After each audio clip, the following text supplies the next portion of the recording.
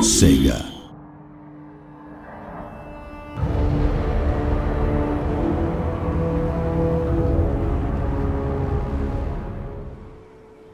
Hello, good evening and welcome to the latest Total War Warhammer campaign walkthrough video.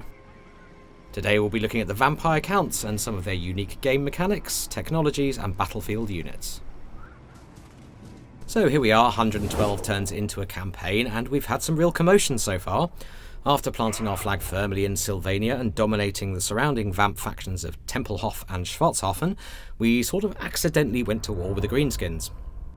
Pretty much every resource we had was poured into beating back the 4 Greenskin Doomstacks and assorted heroes that attacked Sylvania, and war making the strangest of bedfellows, we actually managed to tie up a defensive alliance with the Dwarfs as we had a major, highly aggressive mutual enemy. During that period, the Dwarfs also confederated with Zufbar, nearly doubling their settlement and army count. And despite the fact that our corrupted lands were causing the Dwarfs attrition, they chose to sally an army out of Zufbar to help us out in the defence of Waldenhof here. As you can see, the Dwarfs now form a solid buffer between us and the Greenskins, and they've been steadily rolling them south since, leaving us a period of relative calm in which to focus on expanding northward. We've taken the town of Essen from Ostermark, and we're now gearing up for an assault on Beckhafen. Now, it feels pretty crucial that we capture Beckhafen, as north of that point, the Warriors of Chaos and the Norskans have been unleashing all hell, with armies of the damned pouring out of the Chaos Wastes. They're putting the northern part of the old world to the torch and seeding the land with chaos corruption. So they're hidden by the Shroud at the moment, but there's Chaos Warrior and Norscan armies here seething westward, threatening the lands of the Empire. So we need to exploit this period of calm at our end of the map, in preparation for the coming of this guy, Archaon the Ever-Chosen. Now, his army is currently encamped, as is the one next to him, probably recruiting, and actually this one seems to be exuding some kind of tentacular effect, so whatever is in that army is likely to be very nasty. So yes, Beckhafen is the point at which we're aiming to draw our line in the sand and mount the stoutest defence we can muster. After that, hopefully we can beat the Warriors of Chaos back from whence they came. Now, if we look at our objectives, one of our key victory conditions is to bottle the hordes back up in the Chaos Wastes and ensure that Archaon himself is at least wounded. Now, that's going to take some work, some powerful armies and some clever military manoeuvring. Our short campaign objectives also require us to knock out the Empire, which is no mean feat in itself. If we wanted to play for the long objectives, however, we'd also have to take care of Bretonnia and tackle that increasingly vast dwarf empire. In terms of military might, we have a few armies in the mix, but less than we did have. After a recent and rather costly drive to max out our city development, we now have access to some of the highest tier units in the Vampire roster. Checking the building browser in our home city of Castle Drakenhof, you can see that we're now capable of recruiting Terrorgeists, Svargolfs and Hexwraiths. We're currently in the process of replacing our skeleton hordes with these much more powerful units provided by higher tier recruitment buildings, in effect trading quantity for quality. And as you might expect, our turn-by-turn army upkeep costs are therefore beginning to spiral. We're now in a situation where we really need to make some land grabs, and these northeastern human territories are our best hope for that. Recruitment for the Vamps is done in 2 ways. Like any race, you can of course recruit units from buildings that you've built in certain provinces. The second way is to raise the dead, and this is done instantly. You get them the turn that you raise them.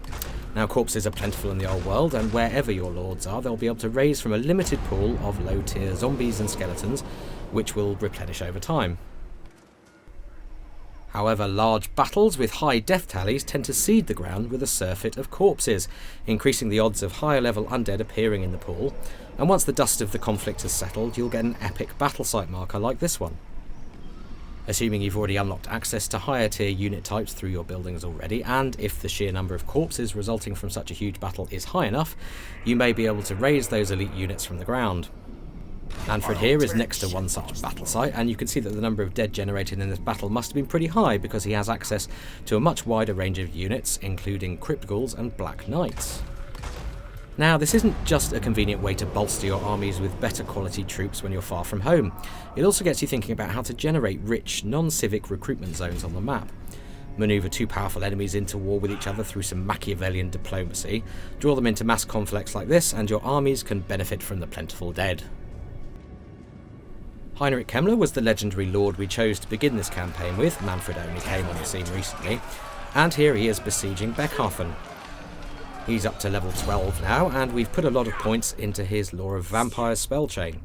If we want to see how those spells look in combat, we can simply right-click them and get an animated view of the spell at work in the spell browser.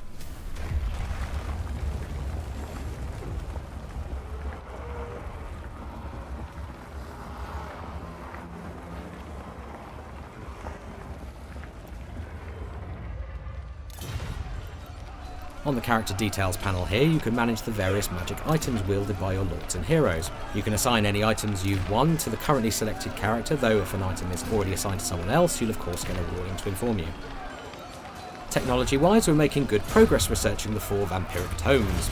The Book of Archon here brings buffs to zombie and skeleton units, along with Graveguard and Black Knights. De Noiro's Blasphemous Bestiary brings improvements to various bestial units such as Fellbats, Direwolves and Vargheists.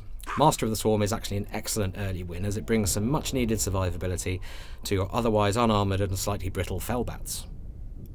The Lamian Book of Blood improves many campaign game aspects such as growth, diplomacy and the spread of vampiric corruption.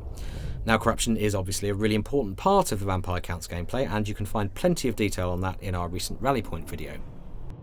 And finally, we're just beginning to make headway into the Liber Necronomica, which improves Crypt Ghouls and Horrors, Cairn Wraiths, Hex Wraiths, and reduces army attrition damage, which is super helpful when your armies are marching on uncorrupted or chaos-corrupted ground.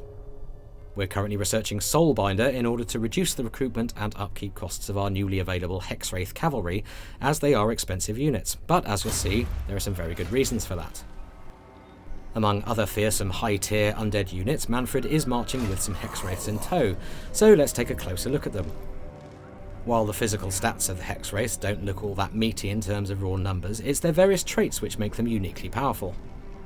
First off, they have super high physical resistance, making them all but immune to regular or non-magical damage. They also cause terror, which brings a major morale debuff to whoever they're fighting. But it's their attacks which are perhaps their most impressive aspect, as they do a combination of armour-piercing, flaming and magical damage, the latter ignoring the majority of regular armour and enabling Hexwraith to literally scythe their way through most unit types. In short, these are some of the best cavalry in the game, and that is reflected in their high upkeep cost. And Manfred is also fielding a Terrorgeist, and this really is the pinnacle of the Vampire Counts roster. A winged, terror-causing behemoth, it has poison attacks and does a staggering 280 points of armour-piercing damage. And as if that wasn't enough, it's also capable of regenerating hit points during the course of a battle. Being a desiccated bag of magically bound bones, however, it is somewhat susceptible to fire damage. So if you're facing one in battle, your flame spells will definitely have a priority target. Okay, we're going to leave Heinrich and the Vampire Counts there for now. Tune in again soon when we'll be taking a closer look at these terrifying high-tier undead units in battle.